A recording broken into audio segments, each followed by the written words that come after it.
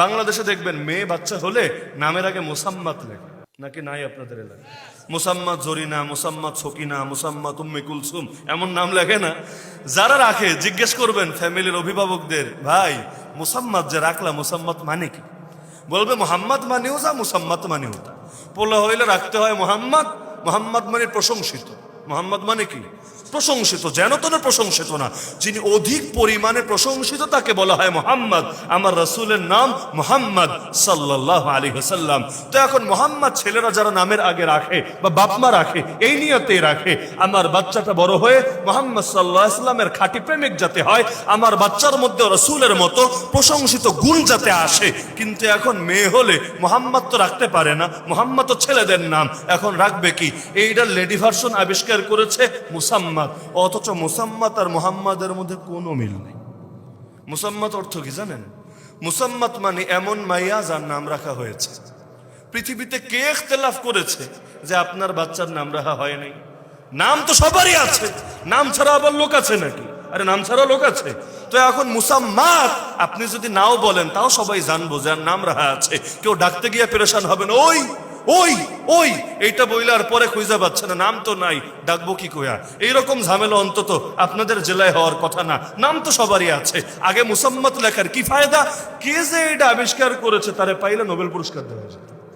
তো এইরকম বহুত আবিষ্কার আছে আমাদের দেশে, কেমনে জানে ছড়ায় যায় আল্লাহ ভালো জানে। আর গ্রামাঞ্চলে তো আবিষ্কারের শেষ নাই। রাইতের বেলা আয়না দেখলে জানে কি হয়, রাইতের বেলা নখ কাটলে জানে কি হয়, আবার ভাঙা আয়নায় চেহারা দেখলে জানে কি হয়, সকালবেলা ঘর থেকে বেরোয়া কিসের মুখ দেখলে আর কিসের আওয়াজ শুনলে জানে কি কি হয়, কোন পাখি বাড়ির কোনে আয়া ডাকলে কে কে জানি মইরা যায়। বিস্তারিত আলাপে নাই গেলাম।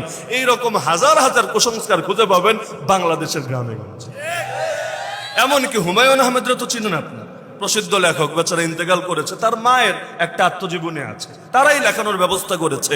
ভাইয়েরা যেহেতু লেখক, এখন মারে বলায় বলায় হোক আর লেখায় লেখায় হোক আত্মজীবনী লিখিয়েছে, ভালো কথা। আমি পড়েছিলাম মনোযোগ দিয়ে, দেখি দুনিয়ার লাইনে হোক আর দিনের লাইনে যারা আগায়, যারা সফল হয়, তাদের জীবনে থেকেও শিক্ষার অনেক উপাদান থাকে। তো দেখি এদের বাচ্চাকাল কেমন কেটেছে, অথবা কোন কারণে কিসের ভিত্তিতে এরা এতটা সফলতা পেয়েছে। একটু পড়ি।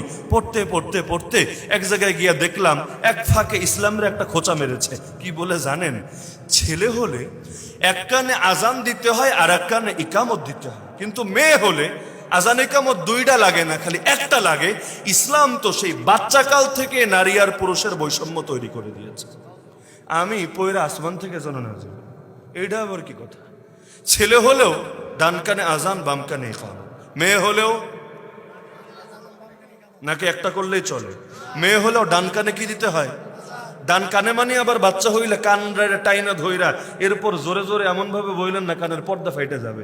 ডান কানে মানে ডান পাশে দাঁড়ায়া হালকা আওয়াজে আজান দিবেন, এত জোরে না যে মেডিকেলে সবার ঘুম ভেঙে যাবে।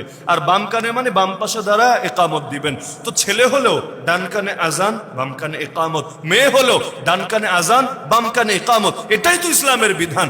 কোন গ্রামে ভিন্ন কিছু থাকতে পারে, আমার জানা নাই, তো সেটা তো গ্রাম্য সংস্কৃতি, সেটা তো কুসংস্কার। এখন কুসংস্কারের দায় কি ইসলাম নেবে নাকি? বলে না, কুসংস্কারের দায় কি ইসলাম নেবে? অথচ এটারে কেন্দ্র করে ইসলামের উপর অ্যাটাক একটা দেওয়া শেষ। এটাই হলো বাঙালি ওই বামরাম বা লেখক কুলের দৌড়। ওই যে আরজালি মাতব্বর এক বেটা আছে না, নাস্তিকদের গুরুজি।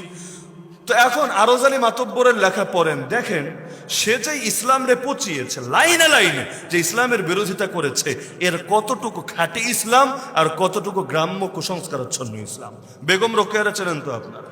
অবরোধ বাসিনী আখ্যা দিয়ে নারীদেরকে ঘর থেকে বের করার অন্যতম ক্রেডিট যে পাবে এই বেগম রোকেয়া বেচারি, যেই ইসলাম রে নিয়ে পচায়, ইসলাম নারীকে খাটো করেছে বলতে যেই রূপটারে তুলে ধরার চেষ্টা করে, এটা পড়লেও দেখবেন অধিকাংশ ক্ষেত্রে এটা আসল ইসলাম না, এটা গ্রাম্য কুসংস্কারাচ্ছন্ন ইসলাম।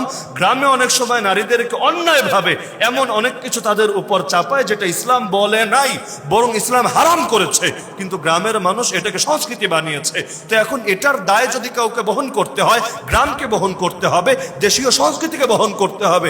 ইসলাম কেন এই দায় বহন করে? ব্যাপকভাবে হচ্ছে। কে যে কোন জিনিস বুঝে আর কি দিয়া কি বুঝে আল্লাহ ভালো।